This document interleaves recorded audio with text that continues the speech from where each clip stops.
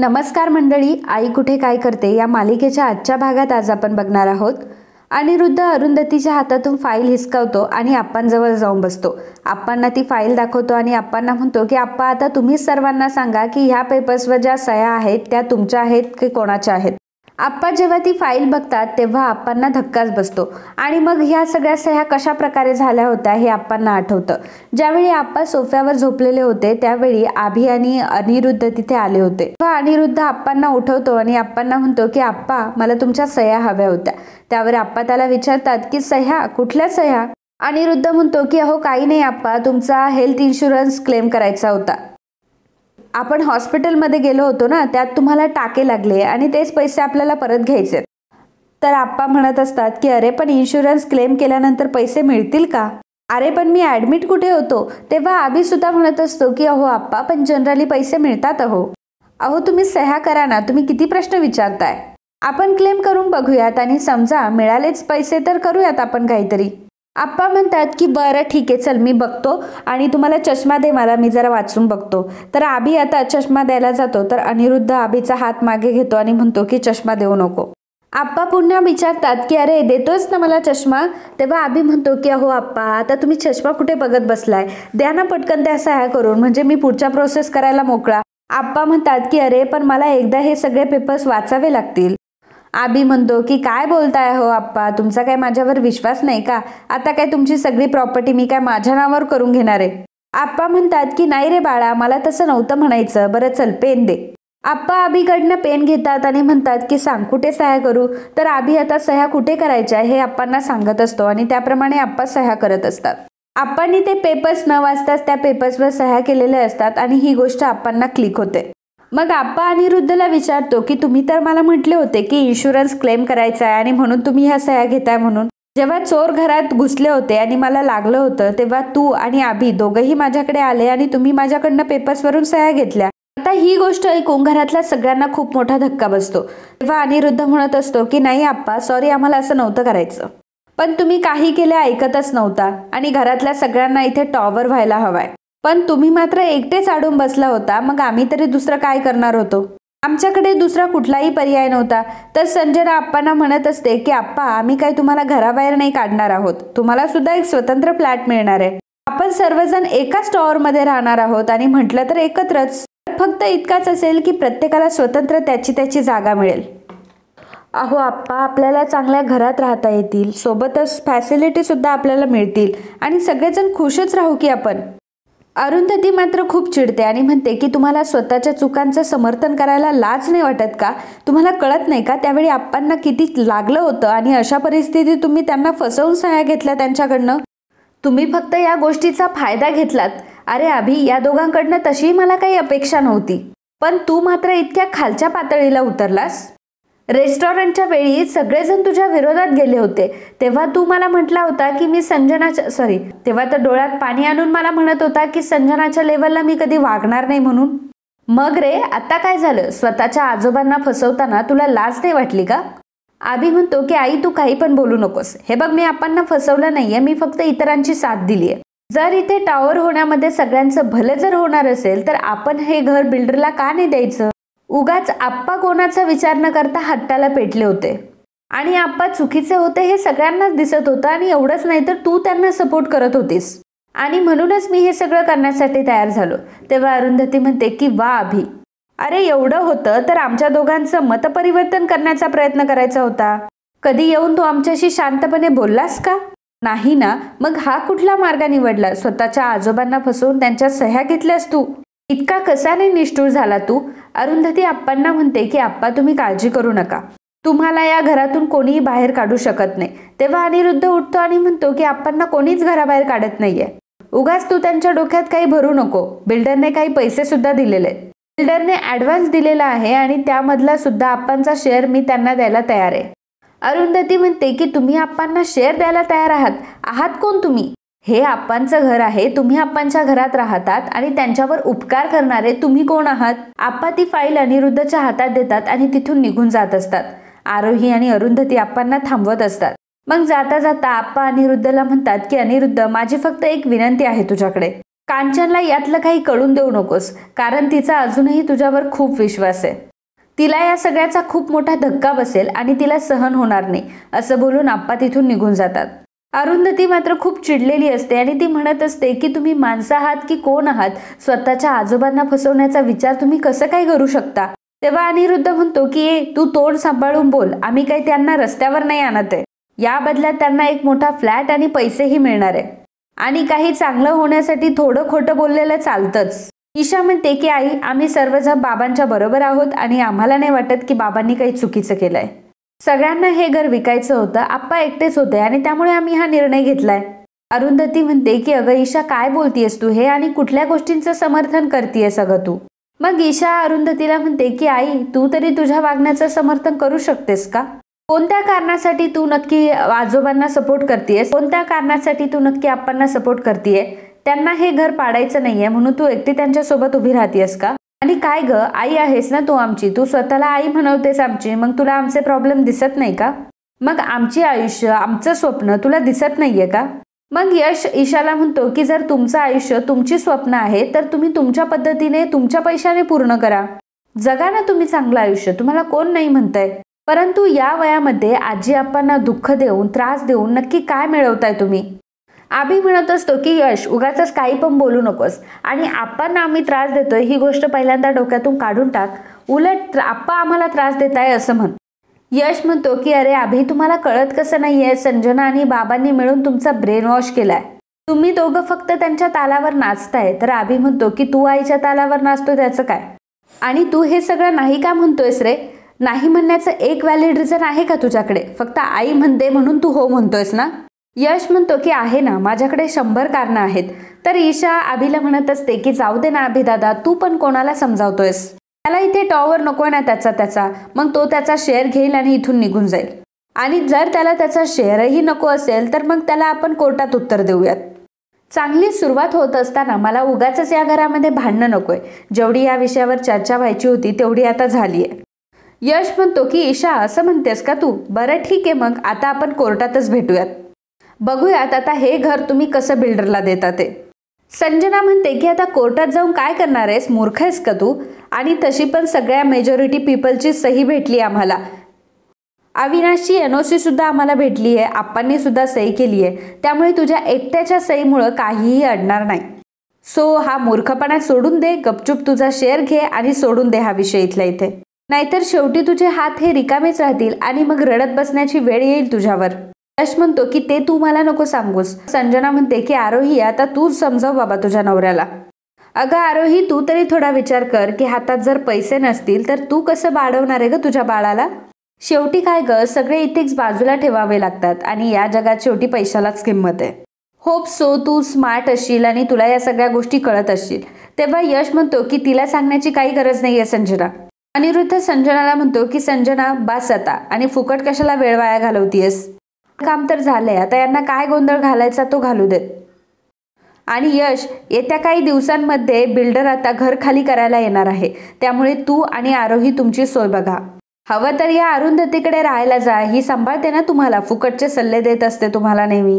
मग आता जबाबदारी सुद्धा घे म्हणावं. असं म्हणून अनिरुद्ध, संजना, आभी आणि ईशा तिथून निघून जातात. अरुंधतीला मात्र प्रचंड टेन्शन आलेलं असतं आणि अरुंधती रडत असते आणि म्हणत असते की अप्पांना या क्षणी काय वाटत असेल ना याची कल्पना सुद्धा करवत नाहीये. नशीब आईंना या सगळ्या गोष्टीतलं काही माहीत नाही आणि यावेळी तर त्यांना ऍडमिट करावं लागलं होतं. आता जर हे सगळं त्यांना कळलं तर काय करायचं आपण? तर आरोही अरुंधतीला म्हणत असते की अहो आई, तुम्ही शांत व्हा प्लीज, तुम्ही असं रडू नका. जर तुम्ही असं रडला तर आप्पा खचून जातील. अरुंधती म्हणते की आरोही, अगं आईचा खूप जीव आहे ग या घरावर, आणि त्यापेक्षाही जास्त जीव आईंचा अनिरुद्ध मध्ये आहे. आणि जर आईंना कळलं ना की अनिरुद्धने खोट्या सह्या घेऊन फसवून हे काम केलंय तर त्या फार कोलमडून जातील. आरोही म्हणते की आई, तुम्ही शांत व्हा बरं, आणि आता या क्षणी आपण आईंना याबद्दल काहीही सांगायला नकोय. अरुंधती म्हणते की अगं तसंही आपण किती दिवस हे सगळं लपवणार आहोत? एक ना एक दिवस तो बिल्डर दारामध्ये उभा राहणारच आहे. हे घर सोडून त्या नाही जगू शकत आणि या वयात ते कुठे जाणार आहेत? आता हे सगळं कसं काय होणार आहे? अनघा अरुंधतीला म्हणते की ताई, आपल्याला माहिती आहे ना की आजी आप्पा हा धक्का सहन करू शकणार नाही, मग आपण काहीतरी मार्ग नक्की काढूयात. यश अरुंधतीला म्हणतो की हो आई, आपल्याला काहीतरी करावंच लागणार आहे, हे घर आपल्या हातून जाता कामा नये. तर इकडे आबी हा जानकीसोबत खेळत असतो आणि जानकीला म्हणतो की जानकी, तुला माहितीये का आता आपलं नवीन घर होणार, त्यात जानकीची स्वतःची रूम सुद्धा असणार आहे. ती रूम आपण छान सजवूयात आणि सोबतच जानकीसाठी आपण नवीन नवीन खेळणी सुद्धा आणूयात. तू, मी आणि आई आपण खूप मज्जा करूयात. तितक्यातच तिथे अनघा येते आणि अभिला ओरडते. अभिला म्हणते की अभि उठ, माझ्या मुलीच्या बाजूला सुद्धा तू बसायचं नाहीस. अनघाला विचारतो की काय झालंय अनघा. तेव्हा अनघा म्हणते की तुला एका शब्दात कळत नाही का, माझ्या मुलीच्या बाजूलाही तू बसायचं नाहीस आणि जर पुन्हा तिच्या तू जवळपास सुद्धा फिरकला ना तर याद राख. अभि म्हणतो की काय ग सारखं माझी मुलगी लावलंय, जानकी माझी सुद्धा मुलगी आहे. उगाच आता डोकं फिरल्यासारखं वागू नकोस आणि तू मला जानकीच्या जवळ जाण्यापासून थांबवू शकत नाही. अनघा म्हणते की मी अडवणार, कारण मला तुझ्यासारख्या माणसाची सावली सुद्धा तिच्यावर पडू द्यायची नाही. अरे किती निर्लज्ज आहेस तू, मला तर अक्षरशः नवरा म्हणायची तुला लाज वाटते. तू स्वतःच्या आजोबांना फसवलंस. तेव्हा अभि म्हणतो की उगाच काही म्हणू नको की फसवलं वगैरे, मी हे सगळं तुमच्यासाठी केलंय. अनघा म्हणते की हो का, आमच्यासाठी? आम्हाला ते नको असताना सुद्धा आम्ही म्हणालो होतो का की आम्हाला सुख हवंय, शांती हवंय, मोठं घर हवंय. जे काही आमच्याकडे आहे त्यामध्ये आम्ही खूप खुश आहोत, आनंदी आहोत. तुला इथे राहायचं नाहीये. मग तू आता तुझ्या आवडीनिवडी आमच्यावर का लादतोयस? अभि अनघाला म्हणतो की अनघा, तुला हे सगळं नको असेल, परंतु जानकीला हे सगळं हवंय. उद्या जर ती मोठी झाली ना तर तीही म्हणेल की मला स्वतःचं घर हवंय, मला माझी स्वतःची रूम हवी आहे. अनघा अभिला म्हणते की मग समजा जर जानकीला समृद्धीमध्ये राहायला आवडत असेल तर काय करणारस? आणि समजा मोठी झाल्यानंतर तिने तुला नावं ठेवली तर काय करणारेस तू? तू देणार आहेस का तिला एवढं मोठं अंगण, ही माणसं? सांग मला. एवढी मोठी स्वतःची जागा सोडली आहे आणि त्या स्क्वेअर फीटच्या फ्लॅटमध्ये अडकलायस तू, आणि यासाठी तू स्वतःच्याच आजोबांना फसवलं. अरे एक वेळ पैसे कमवून फ्लॅट खरेदी करता सुद्धा येईल, परंतु आप्पांचा गमावलेला विश्वास कसा कमवता येईल रे? अरे आप्पांना काय वाटलं असेल या सगळ्या गोष्टीचं? तर आम्ही म्हणत असतो की तू आता ही जी काही बडबड करतेय ना, तर इथे टॉवर झाल्यावर सगळेजण शांत बसतील. उद्या हेच आप्पा आमचं कौतुक करू लागतील. तेव्हा अनघा म्हणते की गैरसमज आहे तुझा, अशा कामासाठी तुमचं कोणी कौतुक करणार नाही. उलट आप्पा आज मनातल्या मनात तुम्हाला किती शाप देत असतील ना, याचा एकदा विचार कर. आप्पा एक शब्द सुद्धा बोलले नाही, त्यांना या सगळ्या गोष्टीचा किती मोठा धक्का बसले असेल. आणि अभि खरंच तू किती स्वार्थी आहेस रे. संजना ताईच्या आणि बाबांच्या पावलावर पाऊल ठेवून तू आणि ईशा चाललेत, आणि या गोष्टीचा शेवट फार बराही होणार नाही एवढं गोष्ट मला माहितीये. अभि अनघाला म्हणतो की दे ना अजून शिव्या शाप दे मला, तुला दुसरं तरी काय येतं अजून? एवढा मी सगळ्यांच्या भल्याचा विचार केला, परंतु त्याचं मात्र कोणाला काहीच नाहीये. अनघा म्हणते की नाही वाटणार मला काही आता, आणि तसंही मला माझ्या मुलीवर हे संस्कार करायचेच नाहीयेत, आणि त्यामुळे आजपासून तू या रूममध्ये झोपायचं नाही. अभि म्हणतो की अनघा आता हे अति होतंय, मी ऐकून घेतोय म्हणून तू वाटेल ते वागशील का? तेव्हा अनघा म्हणते की मी वाटेल ते वागते, आणि तू वागलास त्याचं काय? त्या गोष्टीला आहे का काही निर्बंध? मला तर आता तुझं तोंड बघण्याची सुद्धा इच्छा नाही. अभि म्हणतो की नाही जाणार, काय करशील? अनघा म्हणते की अभि उगाच माझा आवाज वाढवू नको, तुला सांगते तू इथून जा म्हणून तर जा. अभि अनघाला म्हणतो की तू जे काही करते ते बरोबर करत नाहीये, तू माझ्या मुलीला माझ्यापासून तोडू शकत नाही. अभि आता रागानेच तिथून निघून जातो. तर इकडे ईशा तिच्या मैत्रिणीसोबत बोलत असते, त्याच वेळी तिथे यश येतो. ईशा यशला म्हणते की यश प्लीज तू इथे जर मला समजवायला आला असशील ना तर प्लीज परत निघून जा. यश ईशाला म्हणतो की अगं ईशा का वागताय तुम्ही असं? हे बघ मी तुम्हाला हात जोडून सांगतोय की तुम्ही या सगळ्या गोष्टीमध्ये नका पडू. ईशा म्हणते की यश प्लीज मला हे सगळं ऐकण्यात काही इंटरेस्ट नाही, त्यामुळे तू प्लीज इथून निघून जा. यश म्हणतो की ईशा अगं प्लीज आई अप्पांचा विचार कर जरा, आणि अगं त्यांचा किती जीव आहे या घरामध्ये. हे बघ बाबा आणि संजना तुमच्या मनात वाटेल ते भरवताय आणि तुम्ही ते सांगाल तसं वागताय. अगं ईशा प्लीज थोडासा विचार कर, योग्य काय अयोग्य काय एवढंही कळत नाही का तुला? ईशा म्हणते की यश योग्य अयोग्य तर तुला कळत नाहीये, या जागेवर जर टॉवर झाला तर आपलं सगळ्यांचं भलं होईल. समजा उद्या जर तुझं मूल जन्माला आलं तर या जुनाट घरामध्ये त्याला वाढवायचंय का तुला? यश तुला तुझं स्वतंत्र घर नकोय का? तेव्हा यश म्हणतो की नकोय मला स्वतंत्र घर आणि स्वतंत्र फ्लॅट, आणि मला माहिती आहे की तुम्ही जेव्हा टॉवरमध्ये राहायला जाल ना तर तेव्हा सुद्धा तुम्ही या घराला खूप मिस कराल. ऐक ईशा मी तुला सांगतोय की अजूनही तुम्ही सावध व्हा, वेळ अजून निघून गेलेली नाहीये. बाबा आणि संजनाला सांगून टाका की तुम्हाला हे घर बिल्डरला नाही द्यायचंय. ईशा म्हणते की एक मिनिट यश, आम्हाला हे घर बिल्डरला द्यायचं आहे आणि तू आम्हाला आता फोर्स नाही करू शकत. हे बघ यश, माझं तुला हेच सांगणं आहे की उगाच तू आप्पांना या गोष्टीमध्ये सपोर्ट करू नको आणि इमोशनल होऊन या गोष्टीमध्ये अडकू नकोस. तू सुद्धा हे घर बिल्डरला द्यायला तयार हो. यश म्हणतो की अगं ईशा प्लीज थोडा तरी आई अप्पांच्या बाजूने विचार कर ना. ईशा म्हणते की का करू मी त्यांचा विचार, ते कधीतरी आमच्या बाजूने विचार करतात का? ईशा म्हणते की यश, मी आता काही लहान नाहीये, आजी सारखं माझ्यावर लक्ष ठेवून असते, आता मी लहान नाहीये माझ्यावर एवढं लक्ष ठेवायला, तुला कळत कसं नाही, मला फ्रीडम हवंय. तेव्हा यश म्हणतो की एवढंच ना, आजी परत इथून पुढे काही बोलणार नाही, मी आजीला समजावतो. ईशा म्हणते की यश, अरे फक्त तेवढाच प्रॉब्लेम नाहीये, मी आता एकटी आहे आणि मला माझं फ्युचर सिक्युअर करणं खूप गरजेचं आहे. उद्या जर माझं हक्काचं घर मला भेटलं तर मी कोणावर डिपेंड राहणार नाही. आप्पा मला सतत ऐकवणार नाही की मी कशाला त्यांच्या घरामध्ये राहतीये, आणि माझं जर स्वतःचं घर असेल तर मला काही टेन्शनच राहणार नाही. यश म्हणतो की ईशा, अगं तुला या घरामध्ये राहण्यासाठी कोणी बंदी घातली, इतके दिवस तू आरामात राहतीये ना, मग आता का विचार करते असा? ईशा म्हणते की मला आईची भीती वाटते. यश म्हणतो की आईची भीती वाटते, आईची का भीती वाटते तुला? तेव्हा ईशा म्हणते की मला भीती वाटते आईची, की आई मला कधी या घरातून काढून टाकेल, कारण तिला तर माझी अजिबात काळजी नाही, तिला तर फक्त अनिशचा पुळका आहे. समजा उद्या जर माझ्या विरोधात तिने आप्पांचे कान भरले तर मी काय करणार आहे? मग मी कोणाकडे जाणार आहे, मी कोणाकडे जाऊ? मला सांग यश, की एक भाऊ म्हणून तू मला कधी सपोर्ट केलायस का रे? यश म्हणतो की ठीक आहे, यापुढे मी तुला सपोर्ट करेल, तू सांगशील ते करेल मी तुझ्यासाठी. पण ईशा प्लीज हे घर वाचव, हे बघ आजी आणि आप्पा या घराशिवाय नाही जगू शकणार. यश ईशाला कन्व्हिन्स करत असतो, तर ईशा आता यशच्या बोलण्याचा विचार करू लागते. आणि मित्रांनो, आजचा हा भाग इथेच संपतो. पुढील भागात आपल्याला बघायला मिळणार आहे अरुंधती घरामध्ये असते, अरुंधती आणि यश असतात. तर अरुंधती रडत असते आणि यशला म्हणत असते की एकदा शेवटचं बघून घेऊयात आपल्या समृद्धीला, काय माहित उद्या हे घर दिमाखात उभं असेल नाही असेल. आज आपण खऱ्या अर्थाने एकटं पडलोय, आपण नाही वाचवू शकलो या घराला. तर सकाळी सकाळी यश आता पळत पळत आलेला असतो आणि अनघा आणि आरोहीला सांगतो की अनघा, आरोही, आपले आजी आप्पा घर सोडून निघून गेलेत. ही गोष्ट ऐकून घरातल्या सगळ्यांना खूप मोठा धक्का बसतो. संजना, अनिरुद्ध, ईशा आणि अभि सुद्धा तिथेच असतात.